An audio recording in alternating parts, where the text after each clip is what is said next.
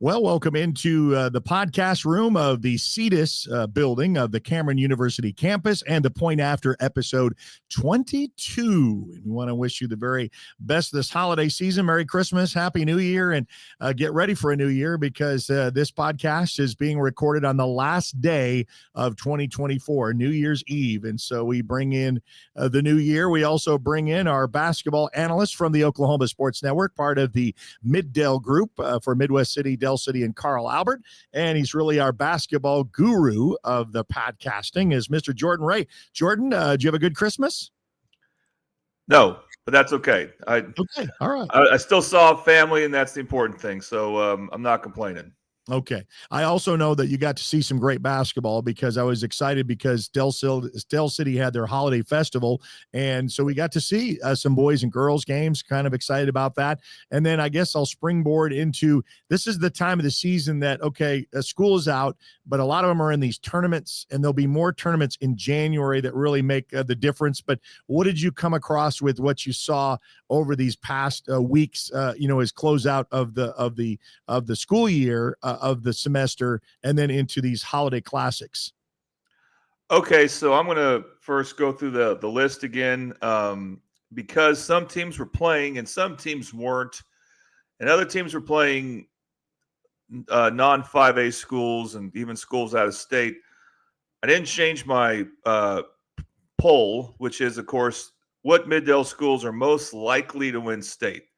So same order, but I'll add some details to some of them. First, Del City girls, won't say much about them. They only played a couple games since we last talked there 2 weeks ago. They beat Western Heights pretty easily.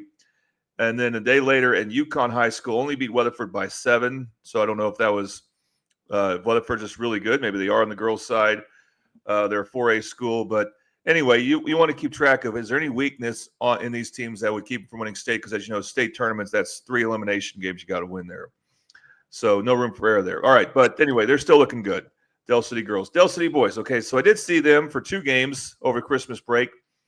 In all, they beat Western Heights in a close game.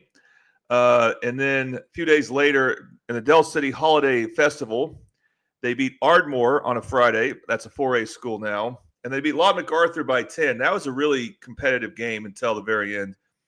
And, Del City has some offensive flaws. Not a good free throw shooting team. They have relying on 2 or 3 guys that aren't great shooters, so that can, that makes it easy to clog the paint against them. But their defense is unbelievable. And in years past, they won state championships thanks to having a 6'9" McDonald's All-American and Brandon Garrison. You could kind of make him the focal point of your defense, and he could just protect the paint like no other. They don't have that now. What they do have are some really tough, strong, physical perimeter defenders, and they play with a lot more pressure now. Even now they're starting to, we see this with Del City girls, pressure off of misses. And that's a whole different mentality, and it eventually got to Lott MacArthur. They were just suffocated in the second half of that game. Now, I still think pretty highly of Lott MacArthur since we're talking about other OSN schools, but that Del City team can just defend you like nothing else. Next, I still have Midwest City boys, even though they had a big setback in the last 2 weeks, Eric. They lost the district game to John Marshall by 8. But they then beat Lott MacArthur the very next day. Like I said, I'm still high in Lott MacArthur boys. And then they go to the Snoop Johnson Basketball Invitational in Dallas, the Dallas Metro area. I think it was in Arlington, actually. And they beat 2 more teams out of state, Crowley and Grand Prairie out of Texas. And then they eventually lost by 12 to Stony Point. So they have some really good non-district wins, Eric. They beat Millwood. They beat 3 teams from Texas, a team from Arkansas. Usually when you play out-of-state teams, you figure that matchup is set up because those out-of-state teams are pretty good. So I don't know how good, but what's interesting about Midwest City is non-district, they have been great. In district, not so great. And they're at a bit of a disadvantage now where they're looking at a 3 or 4 seed and not hosting a regional. They can still get to state and win state, but they're one of the most unpredictable teams here because I don't know if it's the hot and cold shooting that they depend on a lot. We'll see, but they have got to get things going in district play. Their next district game, January 14th. I think that's their next game, period. So they got a ways to go before they play again. They will host Altus. I believe they'll be on the Oklahoma Sports Network. And it'll be important that they start get the district record good now, as they're now 2-3 in district. But otherwise, they look good. So very unpredictable team. Carl Albert, I have next. Like I did 2 weeks ago. Not a lot happened, but they did play the Del City Holiday Classic, or I want to call it Classic, but the festival, and they beat Seminole up pretty good. They also had a nice win at Guyman the Friday before, winning by 8 there. Guyman's usually pretty solid in girls basketball. But what impressed me about Carl Albert is actually some of their bench players, along with other players they've had returning that it looked like they've gotten better. Jakari Brown and Audrey Plunkett have been playing serious minutes for 3 years now. They're still only juniors. So they've been playing a lot since they were freshmen. And they look really good, like they're ready to lead this team on a state title run. And they actually have some very intriguing players around them. I want to see more, obviously, how they do against some tougher 5A schools. They'll at Lawton MacArthur Thursday, January 16th. That'll be a good test. Speaking of Lawton MacArthur girls, they lost pretty badly to Hera. Hera really impressed me, though. But that was also at the Del City Holiday Festival. And I think Lawton MacArthur, they need to get some team chemistry together. They just did not play as well as team ball as Hera did, and missed a lot of makeable shots, too. I think they have the speed and the size to be pretty good. They need to figure some things out. I think they can, because obviously Coach Gentry's done it before. He's led the team to state 3 straight years.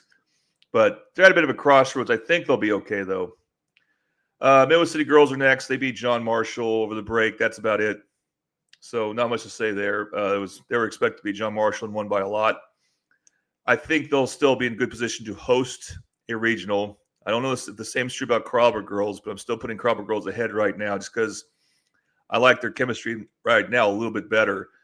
But we'll see. So, again, this poll could change week to week, of course. That's why it's a poll. Last up, Carl Albert boys, they're still a bit of an unknown. They did beat Guyman over the break, but Guyman's not that good on the boys' side. And then in the Mustang Classic, they played 3 games, and they went 2-1, so it's pretty good. But more telling than their wins might be that they lost to Jinx in the first round. Jinx obviously is a big 6A school. They only lost by 5. So it was a low-scoring game. I didn't watch that game. I need to probably go back and try to, just to see who are the offensive players for Carl Albert. Why did they only score 45 points against quality competition? What's their weakness there? But, again, they're a team like the girls. We just got to wait and see how they do against tougher competition in district. Again, Lawton MacArthur will be an interesting challenge. That's January 16th. Like I said earlier, should be on the network, I believe.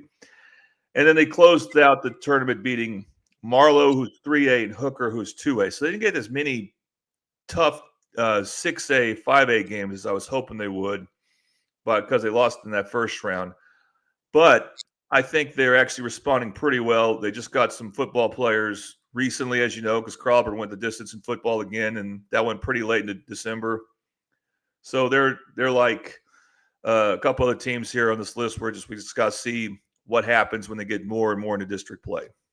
And then one other OSN school worth talking about, Eric, because you talked to me about this yesterday. Lawton High boys lost to Weatherford. Weatherford is a 2-time runner-up, barely lost the state championship game to Douglas last year. That game went to overtime. Weatherford led throughout that game. So I don't know how many returning players they have, but it doesn't surprise me that they can play well with a good Lawton High team. And I think it's down right now to Lawton High boys and Del City boys for that district. And that's going to be the next game we have on the network when Lawton High travels to Del City on January 7th. Girls game may not be as interesting, but it's still worth watching just to see how good this Del City girls team is. But the boys game, of course, will potentially be epic. I think 2 very similar athletic teams that it should be a dogfight. So something to look forward to, and that's a week from today. Yeah, I'm looking forward to that because Lawton High went down to Texas. Same thing. They went down. They can't really familiarize yourself with the opponents, but they took 4 games. They won it. They won the tournament. And so they're coming off of that after that one loss, as you mentioned, to Weatherford. But yeah, we've circled this on the calendar. We talk of the pecking order with Midwest City, Del City, Lawton High, and this will establish this pretty early. And so that'll be a good test for the Wolverines on the road for Del City. And Del City already played a lot in school, as you said, with MacArthur. They were down at half. They were down in the third quarter, but they showed they're a four-quarter team. So very interesting. And of course, as this season progresses, we're going to start picking up some other OSN teams that we're going to be talking about with Bethany, especially with Bethany girls. We're talking about Jones. We're going to see Newcastle, and especially in that January time frame near that end, right around Martin Luther King Day. Right during that time frame, we got the Comanche County basketball tournament in our neck of the woods here of the home base of the Oklahoma Sports Network, and all those other tournaments are going to be taking place as well. Newcastle, Carl Albert. So there's a lot of basketball to be played and to be determined. But I love the pecking order early, especially with this Del City Lawton High matchup, because I really want to see. I think that will make a statement for both teams of kind of where they rank on the west side of the state. Well, it can't be emphasized enough. The district games are what matters. That started last year. These tournament games are good quality basketball. The teams care. The coaches care about winning those games, but they don't have any impact on playoff seeding. It's the district games. And so Midwest City had to go win against Lawton MacArthur, but they're not in the same district anymore. Same with Del City, Lawton MacArthur, not in the same district anymore. Those games were good competition. The district games are what matters, though. And that's what we'll see, like you said, with Del City and Lawton High. That game will go a long way to determining who wins that district and has a more favorable home matchup. And whoever loses that game, they'll still be in second. Well, not necessarily in second place, because John Marshall, they beat Midwest City, so they may be really good too. We got to wait and see. But they'll be in position still to at least finish second. But they'll also be in position to maybe drop down to third and then have to go on the road for the playoffs. So you don't want to lose that game. And it's the same for in the other district, west side, which I believe is this is District 1, with Carl Albert, now with Lawton MacArthur and El Reno. Those matchups that we have on the network, particularly between Carl Albert and Lawton MacArthur, will go a long way in that district too, to see who has home, who plays at home, who plays on the road, start the playoffs. And if you're on the road, you're going to play a tougher first-round game, tougher second-round game, because that's when it becomes a true road game. And so it matters a lot. Usually the teams that host are teams that go on state. Not always, but often that's the case. All right. Well, we like this showdown. We like how you bring all the insight of who's doing what. I know that usually when school gets out, there really isn't much to talk about, but with these tournaments, there is. And there's some things that, get your eyebrow raised a little bit. And like you said, 1 week from today, mark it on your calendar. We will have that live, the Del City Lawton High matchup. Can't wait for that as well. Well, thank you, Jordan. I appreciate it. Happy New Year to you. I don't know if you're into the black-eyed peas and the collard greens for good luck and cash and all the rest of that, but whatever your tradition is, make it a safe one and a Happy New Year. The black-eyed peas have some good songs. That's okay. Well, thank you very much, Jordan Ray, joining us as he has for basketball, and we'll continue to do that. We appreciate you. Download our free apps to watch all of our content on Roku, Amazon Fire, and Apple TV, Apple and Android devices by just searching the Oklahoma Sports Network, and connect to us socially on Facebook, Instagram, on X, and on YouTube. Subscribe to our YouTube channel. So live from the Cameron Studio podcast room of the CETUS building on the University of Cameron University. We appreciate them letting us use their great facilities. And we have an office here as our base camp, as our head office from the Oklahoma Sports Network. You've been watching a presentation of the Oklahoma Sports Network.